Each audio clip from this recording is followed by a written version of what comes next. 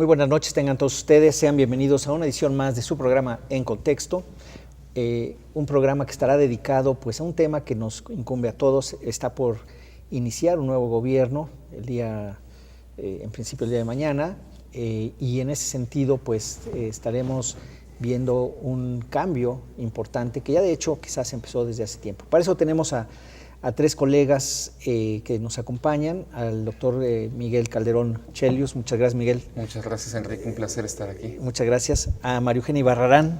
Muchas gracias, Maru, por acompañarnos una vez más. Al contrario, muchas gracias. Y a José Luis García también, muchas gracias por acompañarnos. Enrique, José Luis, mucho gusto. Todos Siempre. ellos profesores, Gracias. investigadores de la Ibero de Puebla, donde ya estamos ahí, pasillo, ¿no? De un lado al otro. Y bueno, pues este tema de cómo empieza Andrés Manuel López Obrador el gobierno, aunque como antes de empezar decíamos, pues ya empezó, ¿no? Tiene ya del 1 de julio para acá, hay una elección muy copiosa, 53% gana la coalición Juntos Haremos Historia, y es un triunfo histórico en ese sentido, ¿no? Que tiene mayoría claramente en el Congreso, en la presidencia, y esto pues hace una diferencia muy importante, y ahora podremos ver lo del Congreso y tal. Hay gente que votó claramente por él y otros que votaron en contra de los otros partidos, ¿no? En reacción a lo otro. ¿Cómo, digamos, el mandato de las urnas, cómo debe de interpretarse? Y después ahí me gustaría que pudiéramos ir recorriendo lo que ha pasado en estos meses y cuál es el punto de partida que tomará. Si les parece, podríamos empezar por ahí. Entonces, en términos de las elecciones mismas, quizás, Miguel, que puedes tú comentar algo y pasamos. ¿Cómo lo calificarías tú? Bueno, yo creo que estamos en un proceso electoral inédito que sí significó una participación importante del electorado y una demostración, digamos, de fuerzas. No habíamos visto realmente, a partir de que hubo transición y los procesos políticos en México empezaron a ser democráticos, que todavía yo creo que nos falta un largo trecho realmente para contar con procesos claramente democráticos, pero digamos, a partir de que más o menos los votos empiezan a contar, pues es el resultado más contundente que ha habido. Ni Fox, ni Calderón, ni Peña Nieto ganaron con mayoría de votos. López Obrador gana con mayoría de votos, una mayoría muy contundente y que me parece que está enmarcada en el agotamiento de los partidos políticos, la corrupción, la necesidad de cambio y también, por supuesto, la cuestión del deterioro social que se aprecia y que me parece que tiene muchas vertientes, pero que la más importante es el asunto de la inseguridad. Esto es lo que se ve. Y este escenario electoral nos deja un conjunto de cosas y pendientes que ahorita, 4 meses después, quedan mucho más claros. La necesidad de reconstruir por completo el sistema de partidos.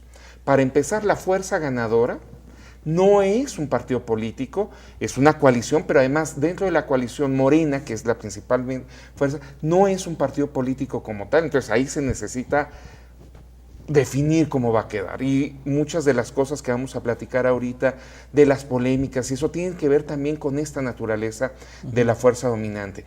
Pero las fuerzas dominantes anteriores, particularmente el PRI y el PAN, prácticamente están en un proceso de reconstrucción.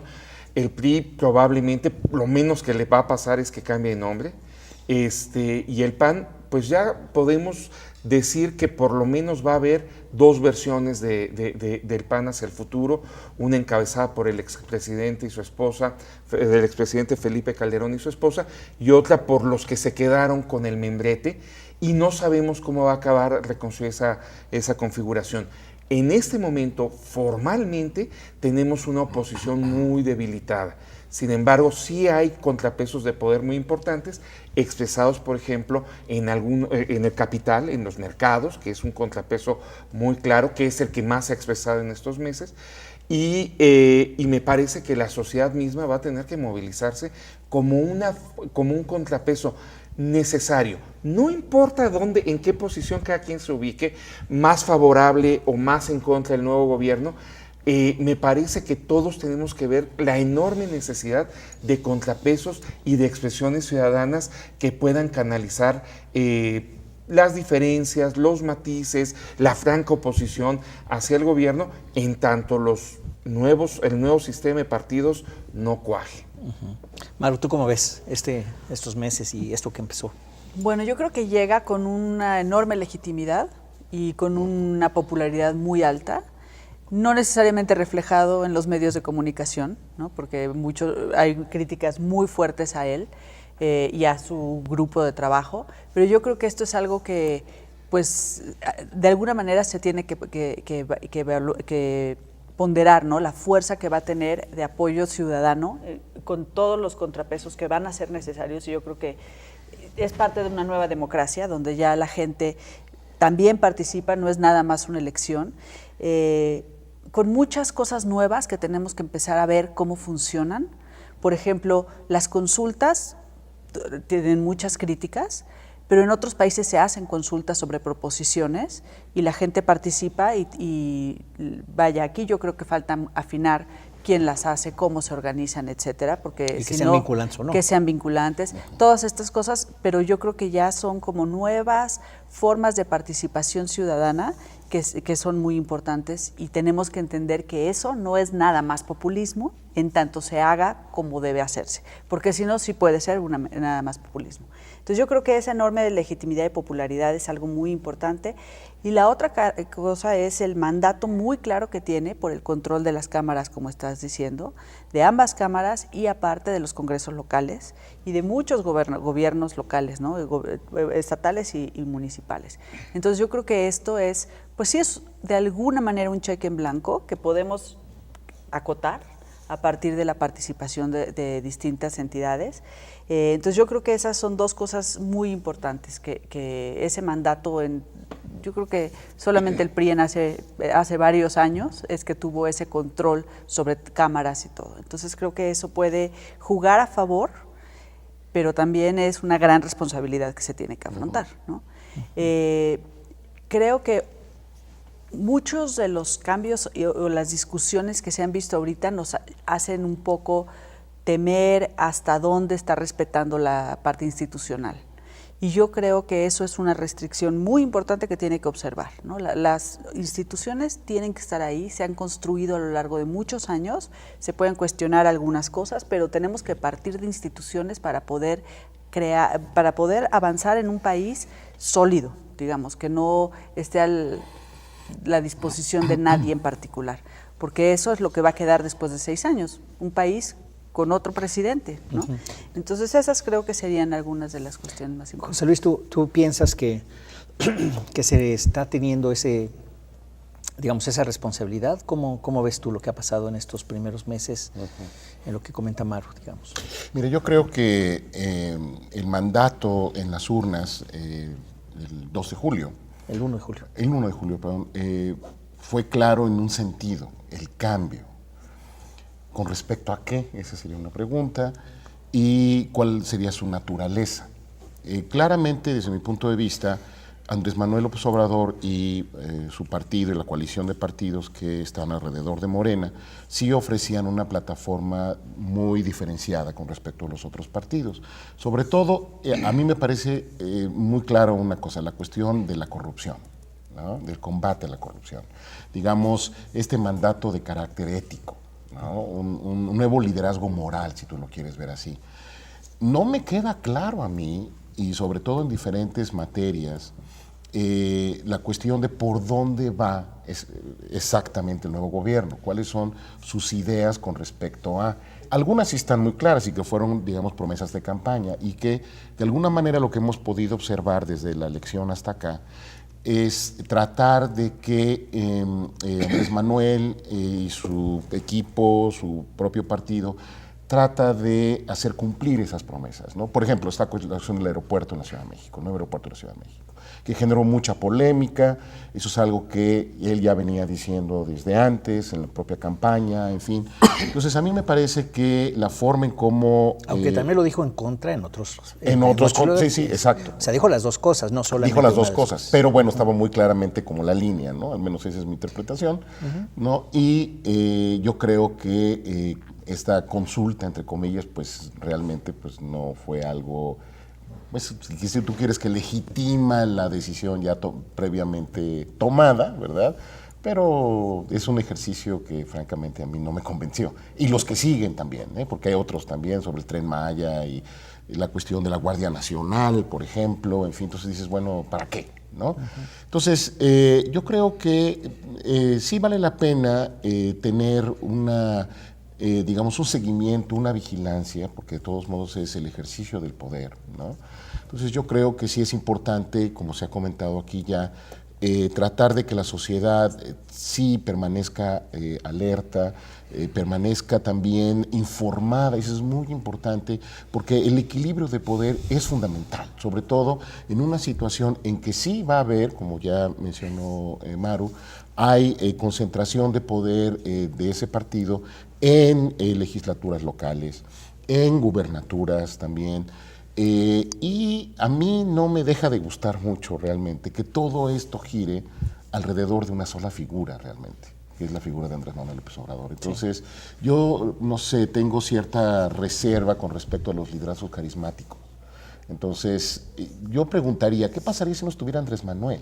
O sea, no hay figuras alrededor, algunas quizás sí, ¿verdad? Pero lo suficientemente consolidadas, con un proyecto, con una visión estratégica hacia dónde llevar el país, ¿no? Entonces eso es lo que falta todavía. Entonces eso que gire alrededor todo el proyecto de una sola persona lo creo muy endeble, ¿no? Bueno, tenemos que ir a un corte, pero regresamos.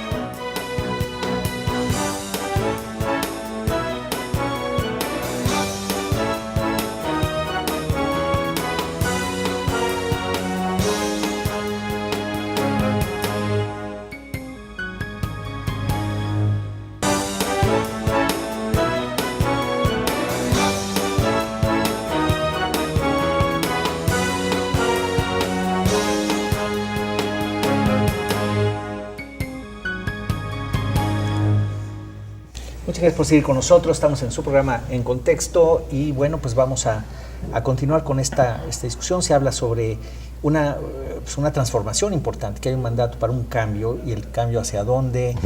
Se habla de las instituciones que deben de respetarse. Por el otro lado, se había dicho que no iba a haber cambios constitucionales, ya los están planteando, ¿no? O sea, se habían dicho muchas cosas y se han dicho otras, y entonces, así como apelar a que se dijo en campaña y que todo el tiempo se dijo y que ahora no te debería de extrañar, pues no sé, bueno, a mí no me parece totalmente consistente, pero bueno, salvo mejores opiniones de parte de ustedes. Vamos a ver si quieres. Bueno, nunca se es consistente, o sea, ningún gobierno en el mundo tiene una consistencia al 100% entre lo que plantea en campaña y lo que realiza. Digo, el ejemplo clásico es el gobierno español cuando Felipe González llega a la presidencia, a la izquierda y esto, y a final de cuentas deciden integrarse a la OTAN, el asunto de las bases militares, todo eso que habían rechazado en campaña. Entonces, esto es algo que sucede porque la realidad del gobierno puede ser distinta al planteamiento de la oposición y además debe ser distinto. Entonces, porque tienes que considerar otras cosas y otras situaciones en los costos. Me parece que yo creo que se han puesto en la mesa varios temas que son muy importantes con los que arriba. El asunto de la institucionalidad y de las consultas. Yo creo, a mí no me parece ni que esté en un terreno de ilegalidad ni un problema de la institucionalidad del planteamiento de las consultas. Al final al cabo, el presidente, las decisiones que se están poniendo en juego son decisiones que le tocan al Ejecutivo, que podría tomar y que podría, por tanto, consultar a quien quiera para tomar la decisión, etcétera. En principio, me parece bien que se haga una discusión pública, que se tome el parecer de la población. Él puede decidir si lo considera que debe ser vinculante o no. No me parece que esto sea mayor problema, aunque en algunos han planteado, no, es que la Constitución... No, bueno, podría decir, voy a consultar a José Luis para decidir lo del aeropuerto. José Luis, ¿qué hago? Y José Luis decir, haz esto y hacer eso. O no lo hagas. Pero el problema es la cosa de la vinculación, ¿no? Sí, él podría decir de todas formas lo de la vinculación. Yo creo que No, el yo creo problema que no sí. radica ahí. A ver, No, ahorita lo discutimos. Te voy a pero decir yo creo por que qué sí puede tiene un decir lo de la problema. vinculación. Porque es una vinculación que viene de una decisión que tiene que tomar el Ejecutivo y que el Ejecutivo decide ese mecanismo para tomar su decisión.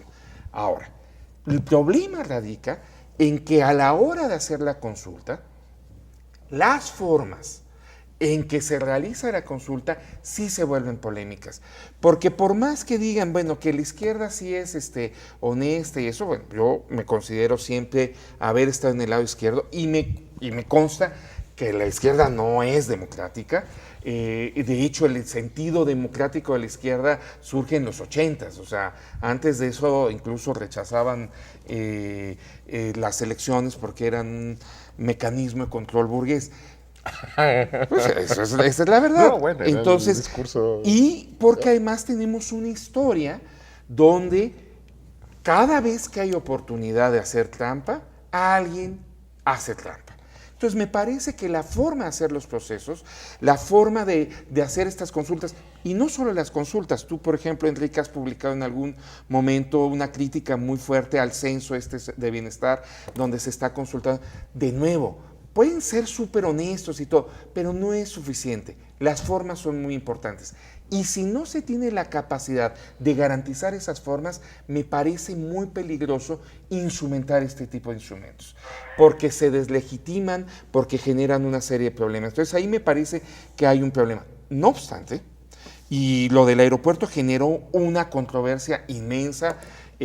También hay... Todavía no acaba, ¿eh? Todavía no acaba, pero en los Vienen medios... más. Si uno sigue lo que pasó en los medios, parecería que hay una opinión totalmente en contra. Y sin embargo, de cuando ganó López Obrador con 53%, su popularidad había subido a 65% justo antes de la consulta y después de la consulta. Medios que además, diríamos, no han sido muy favorables a AMLO, hablan de que tiene una popularidad del 75%. Híjole, entonces algo le está entendiendo, al menos en ese terreno del juego político, ¿no? Eso le entiende todo. Entonces ahí habría que ver Eso lo entiendo. lo que está pasando. Me parece, sin embargo, que sí se están planteando temas muy fuertes, que no hay soluciones unívocas y que sí van a generar una enorme discusión y polémica. Está, por supuesto, lo del aeropuerto, están los proyectos de infraestructura. Creo que la política social en general no va a generar esa polémica, probablemente algunos de los instrumentos, pero sí, por ejemplo, la política de seguridad. Ese está... El asunto de la militarización. La Guardia Nacional. Y la Guardia Nacional como bajo control de los militares, claro. pues sí mete una discusión porque sí ve en un sentido distinto completamente de lo que se había dicho. Podemos decir con lo del aeropuerto que en algún momento López Obrador había dejado ver la posibilidad de que podía continuarse la obra bajo ciertas condiciones, pero en lo de la militarización había sido muy claro, muy sistemático, de que había que buscar una salida de los militares. Quedaba claro que no iba a sacar a los militares al día siguiente que entrara, pero aquí no se está planteando una ruta de salida de los militares, sino una ruta de consolidación.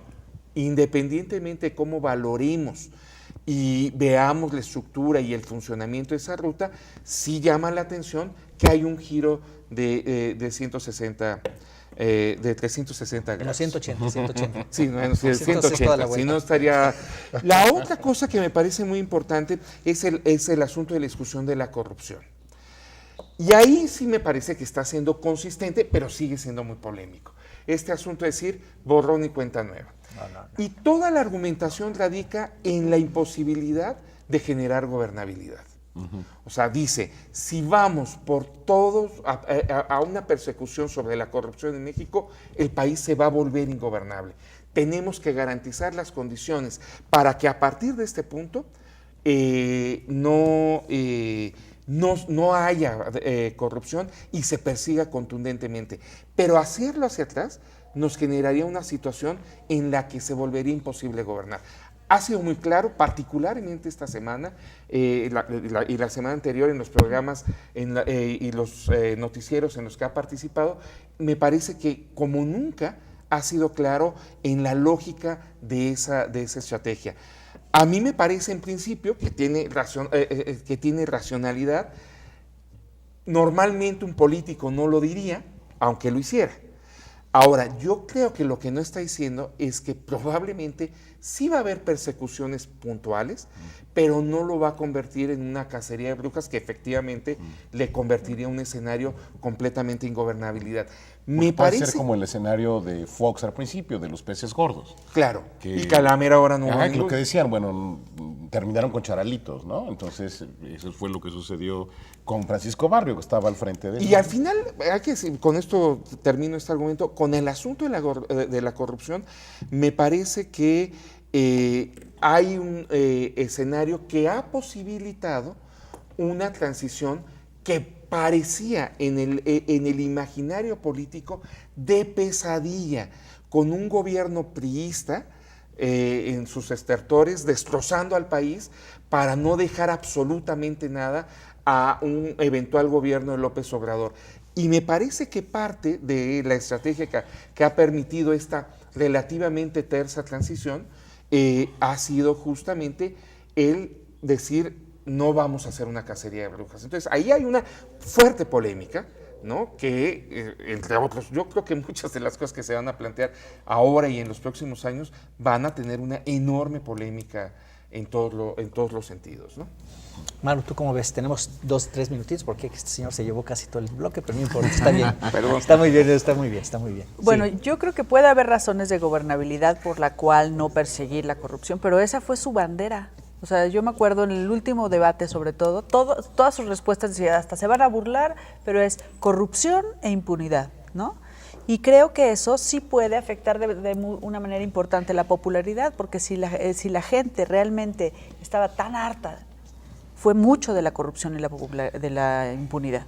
Entonces, yo creo que no se vale eso de para atrás nada, ¿no? Aunque también lo incluía en la campaña, siempre lo dijo. Pero también dijo So what? y claro, sí, eso sí lo So podría. what? Claro, entonces a mí me parece que esa sí es una bandera muy importante y un pleito que va a ser muy grande porque implica muchos efectos en distintos grupos de ingreso, ¿no?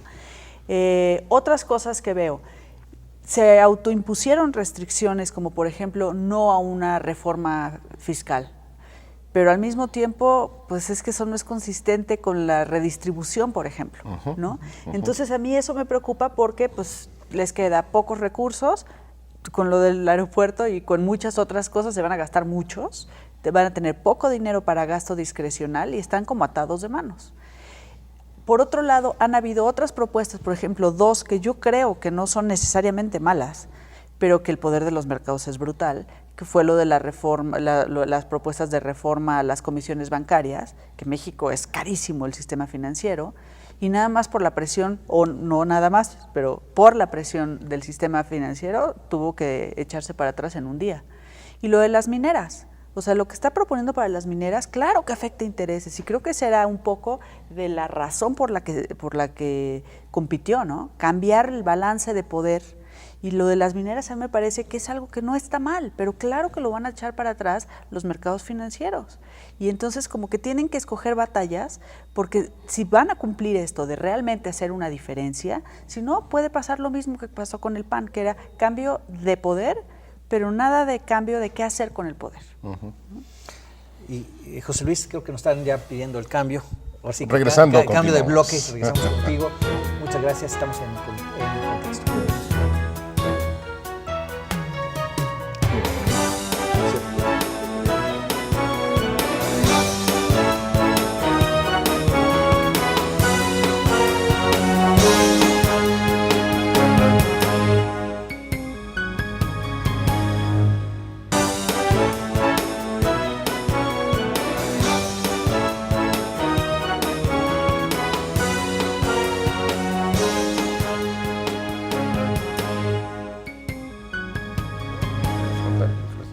Gracias por seguir con nosotros, estamos en contexto. José Luis. que te toca a ti, digamos, la palabra. Y bueno, estos temas de corrupción, de gobernabilidad, que mencionaba primero Miguel y también Maru, ¿cómo lo ves tú? Mira, yo sigo subrayando la cuestión de que tiene que ver con un manejo institucional que yo no veo. Todavía no lo veo. Mira, te voy a poner en estos 8 puntos que sacaron sobre la cuestión de la seguridad, la cuestión de la constitución moral. ¿Qué es eso? O sea, se está llevando esto, por ejemplo, el combate a la corrupción, a un plano de una moralidad personal, cuando en realidad tiene que ser una cuestión institucional, como ya bien dijo Maru, ¿no? Ya se habían hecho intentos, tú eres uno de los que más ha estado encabezando esta lucha anticorrupción con varias sociedades, con varias organizaciones de la sociedad civil. Fue una lucha que ustedes llevaron a cabo, que sostuvieron en el Congreso de México, ¿no? Para que se estableciera la figura claramente del fiscal anticorrupción. Bueno, pues parece ser que para el nuevo presidente de México, que va a entrar en funciones próximamente, pues eso no es suficiente, tiene que ser alguien, ¿verdad?, de él, o sea, como se dice, ¿verdad?, un fiscal carnal, ¿no? Pero de Andrés Manuel, entonces ya cambia la naturaleza moral del asunto, ¿verdad? Eso a mí no me gusta, francamente, ¿no? Entonces, seguimos con esta idea de este liderazgo carismático, intachable, ¿verdad?, que con la simple presencia irradia prácticamente una imagen de blancura política, ¿no?, sin contaminación, ¿no? Todo lo demás es corrupto, pero lo de ellos no. Entonces, ahí es donde precisamente, y pues bueno, tú ves, el diseño institucional de las democracias es precisamente para controlar el poder y controlar los excesos del poder, sobre todo personal. Por eso existe un legislativo, un ejecutivo, y cuando se juntan en uno solo, ¿verdad? A no ser, y fíjate, te voy a poner el ejemplo de Estados Unidos. El presidente Trump, antes de las elecciones, también controlaba las cámaras, su partido, el Partido Republicano. Pero el sistema político norteamericano es tan descentralizado y es una democracia tan madura que, por ejemplo, no pudo echar atrás el Obamacare. Y hubo incluso dentro de su propio partido, ¿verdad?, gente que dijo, no podemos hacerlo. Sería, ahora sí, darnos un balazo en el pie. Yo no veo ese tipo de controles en Morena, por cierto. Y los demás tampoco están articulados en una idea de cómo hacer un frente opositor racional, porque los otros hacen parecer que, bueno, lo que pasa es que todos son anti-AMLO, son irracionales, en fin, ¿verdad? Y como bien dijo Miguel, pues es que la izquierda pues es buena, ¿no? Entonces dices, bueno, pues tampoco, ¿verdad? También son seres humanos. Entonces, no, yo creo que sí es importante fortalecer institucionalmente los mecanismos anticorrupción, porque el simplemente ser una persona moralmente intachable no es suficiente. Sí, este tema de las instituciones en las democracias pues es fundamental, como bien dices, y pues no se ve, y digamos, yo por lo menos no veo que esto vaya hacia un fortalecimiento institucional, sino un poquito al revés. Y las consultas, por bien intencionadas que estén, no dan esa impresión tampoco, ¿no? Entonces, sí, yo en lo personal tengo preocupación por ese lado. Pero en fin, a ver, Miguel. Bueno, yo diría, lo primero que hay que entender es que no es la izquierda, es una coalición en torno a la izquierda, donde hay de todo, porque, bueno, está un expresidente del PAN, es uno de los actores políticos más relevantes, o sea, es una coalición en torno a la izquierda, incluso el propio López Obrador me parece en torno a Andrés Manuel. A la izquierda que ha agrupado. Y también habría que ver Andrés si Manuel realmente es de izquierda Andrés Manuel. No, por eso digo, bueno, ahí también, tiene sus asegúnes, ¿no? Ahora, lo que a mí me parece muy interesante es que el planteamiento del nuevo gobierno, bueno, que todavía no es gobierno, pero ya es como gobierno casi en funciones, sí, ya de plano. Me parece que uno puede analizar distintos planos y se están moviendo en diferentes lógicas. En un plano es muy pragmático. De repente tú ves decisiones que son absolutamente pragmáticas. Otras actividades tienen que ver con esta cosa de mesianismo y política tradicional, el liderazgo, ¿no? Y también ves acciones que tienen que ver con una lógica institucional. Me parece que, y eso es parte de lo que nos desconcierta, en todos los terrenos están corriendo. Yo sí creo que el primer enorme reto que tiene y que tenía el nuevo gobierno era garantizar la gobernabilidad del país. Yo creo que lo han logrado, con costos, por supuesto, pero lo han logrado. Todavía me parece que hay un elemento central en garantizar esa gobernabilidad, que es el asunto de la seguridad, ¿no? Claro. Que ahí sería donde una cosa que a mí en principio no me gusta, que es lo de esta militarización o esta mayor participación del ejército en la seguridad, puede tener cierta lógica, la necesidad de la gobernabilidad por ese lado. Me parece que en los otros planos la han logrado con los costos que estamos identificando claramente.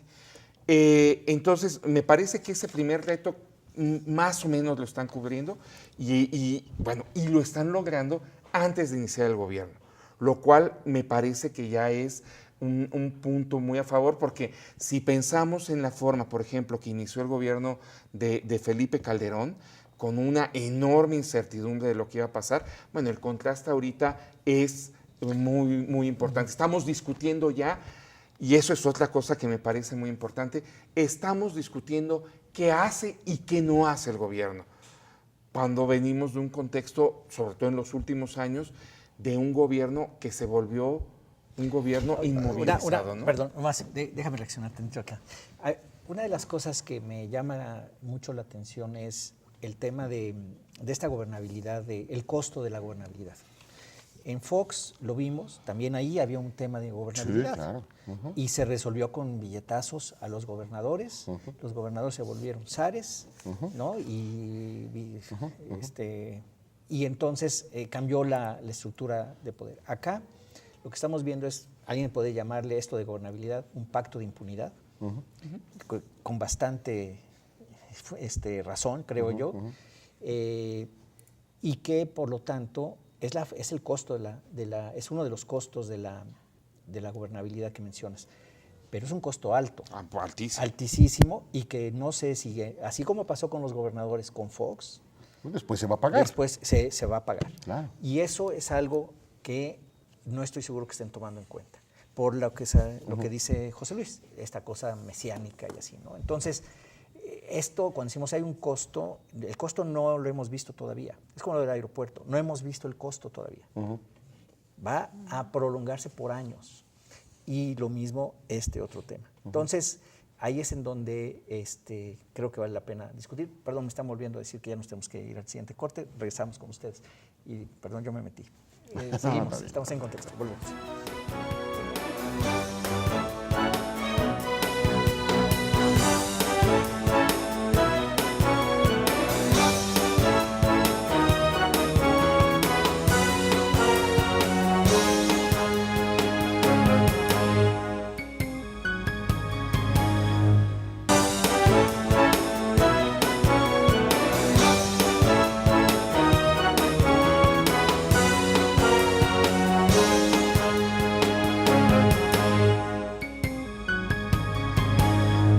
Seguir con nosotros, estamos en su programa En Contexto. Bueno, pues con esta discusión, como ven, bastante álgida de cómo está empezando la situación o cómo va a empezar, aunque ya empezó realmente desde hace ya varios meses. Maru, tú comentaste algo de la parte económica, la falta del espacio fiscal, algunos de los retos que va a tener por ese lado. Cuéntanos. Bueno, esto del espacio fiscal creo que va a ser muy importante. Habrá que ver el nuevo presupuesto que se presente, porque el nuevo presupuesto es realmente el plan de gobierno, ¿no? Ahí es donde realmente se puede concretar y podemos entender qué sí se priorizó, qué no, qué se está favoreciendo. Yo creo que eso es una cuestión muy importante, ver cuál es el presupuesto que se presenta. Ahora, hay otras limitaciones que tiene el gobierno mexicano y López Obrador o quien fuera, ¿no? Tasas de interés internacionales que no van a depender de él para nada, precios de petróleo y de otros muchos commodities que tampoco van a depender de él.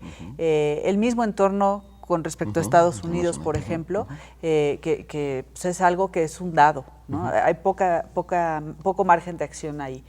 Yo creo que otro reto importante es, y yo creo que no es una crítica a su gabinete, sino cuando llega alguien nuevo, pues claro que tiene que armar cuadros, ¿no?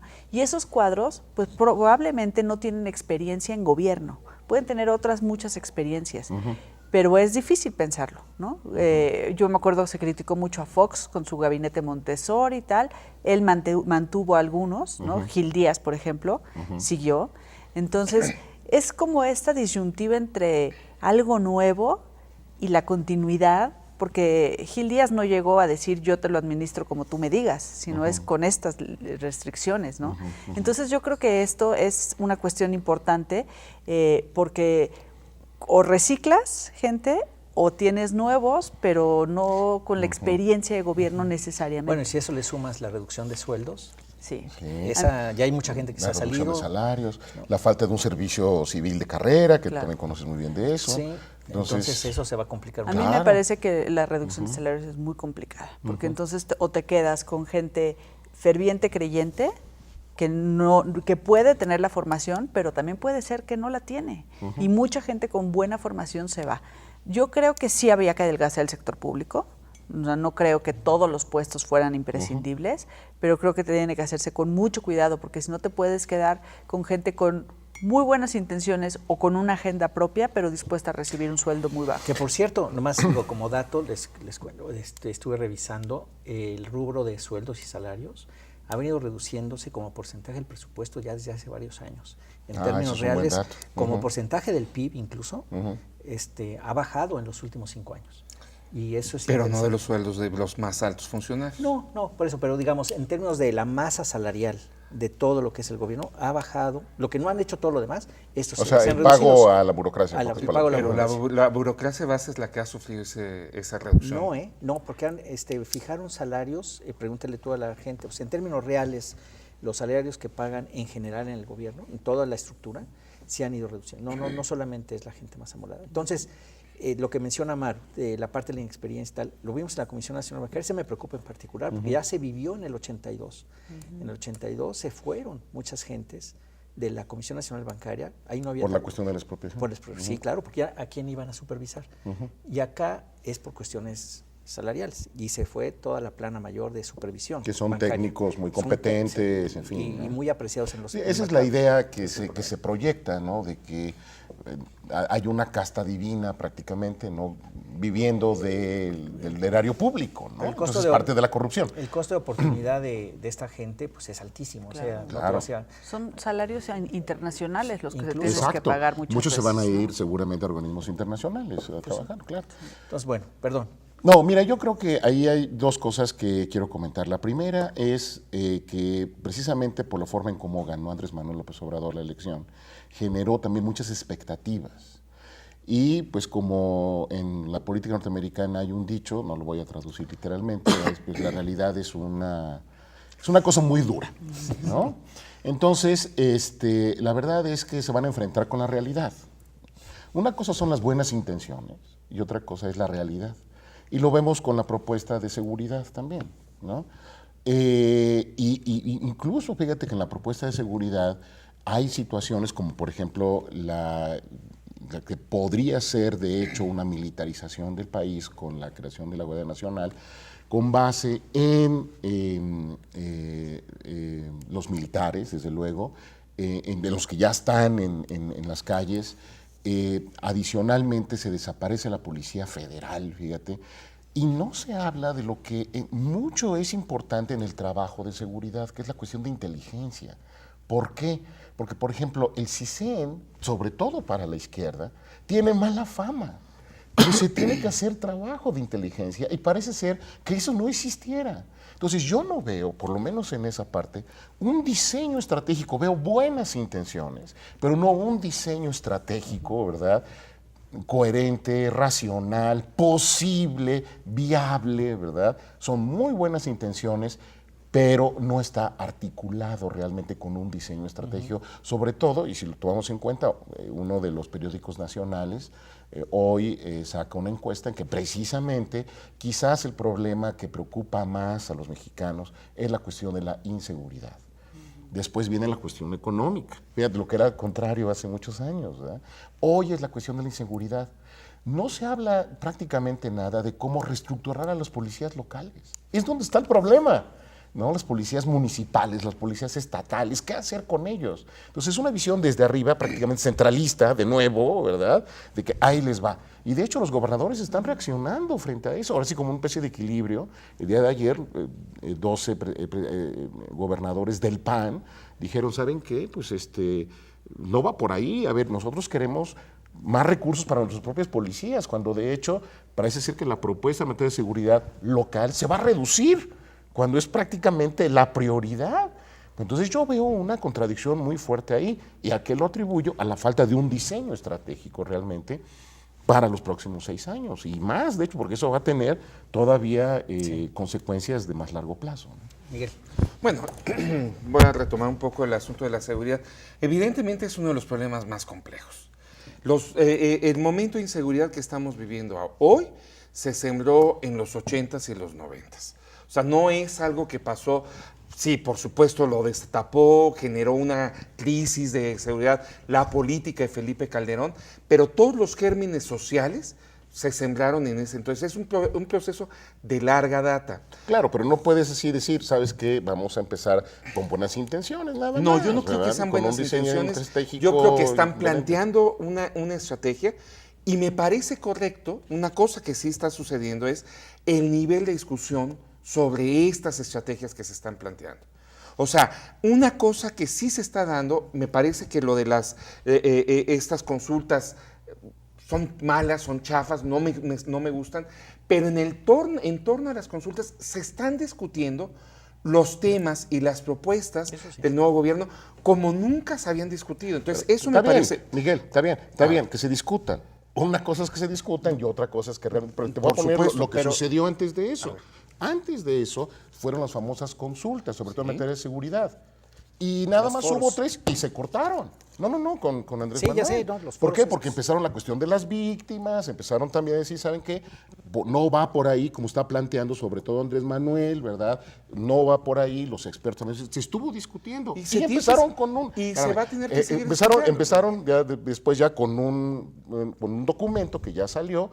Y entonces dijeron, bueno, entonces, ¿para qué hicieron las consultas? Que se discuta, está muy bien, pero de ahí a que se lleve a cabo es muy diferente. Bueno, Y pero efectivamente, déjame acabar el argumento. ya tuviste media hora. Espérame. No, dale chance. Pero termino porque ya para sí, darle pero chance. termino el punto diciendo que esto efectivamente es de largo plazo, efectivamente quizás sea una generación, o sea, esto es de 25 años. Entonces necesita una plataforma, necesita una forma de iniciar, de lanzar el asunto. A mí no me parece que esto sea la forma para iniciarlo.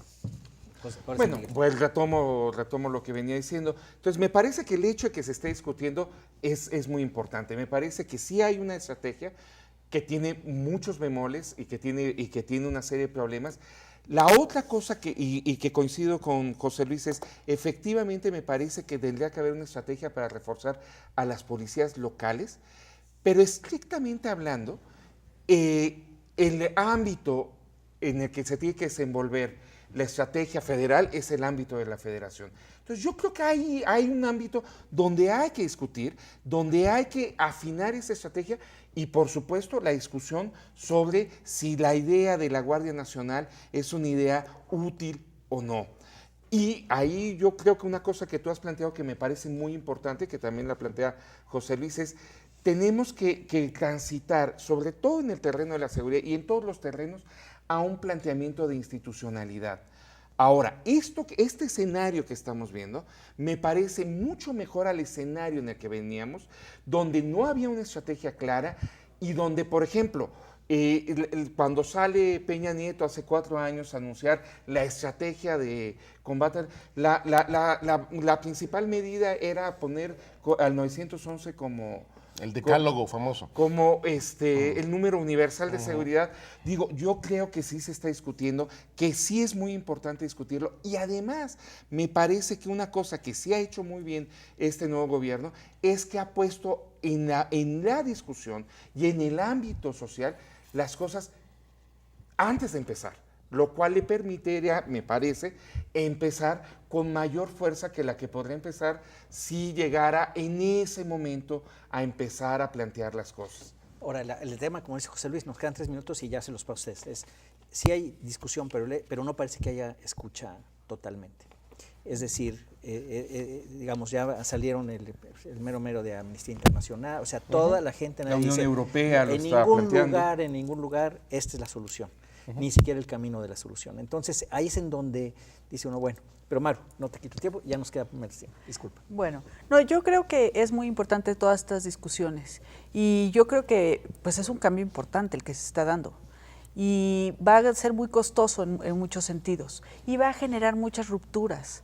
Entonces, creo que es importante no desesperarnos y participar para que vaya moviéndose en el sentido que beneficia a mucha gente. Sí es un cambio en la forma de pensar quién tiene derecho a tener el poder, porque yo creo que eso es un planteamiento de fondo donde está cambiando esos balances, ¿no? Y va a tocar muchísimos intereses. En esto simplemente, pues ¿cuántos intereses toca si le quita el poder a los gobernadores, a las policías estatales, municipales, o no, como debe ser, si los militares, o sea, son grupos que ganan y grupos que pierden. Lo mismo sucede con lo que decíamos, por ejemplo, si a los bancos los regula de alguna manera para bajar esas comisiones, si a la industria minera la regula, es una industria que se va todo, o sea, no paga básicamente nada, ¿no? Es cosa de regulación, sí. Entonces, al hacer esos cambios, obviamente los intereses que va a tocar son muy fuertes. O sea, tocar la industria minera es tocar a los hombres más ricos de este país, que han navegado así como que por abajo, no ha pasado nada, pero es eso y muchos intereses también extranjeros, o sea, y muchos son nacionales, eso quiero dejar muy claro. Sí. Entonces, son los costos que implica un cambio por el que mucha gente votó, ya sea o porque cree en él o porque está harta de lo que pasó antes. Entonces, pues las rupturas así son, supongo. Bueno, yo creo que por eso tenemos que irnos ya. Las rupturas van a costar. Ojalá nos cueste lo menos posible. Exacto. Pues muchísimas gracias, Miguel. Muchas por gracias, estar con Enrique. nosotros. Gracias. Maru, muchísimas gracias. José Luis. Gracias. Muchas gracias. Y gracias a todos ustedes por acompañarnos en este su programa En Contexto. Hasta la próxima. Sí.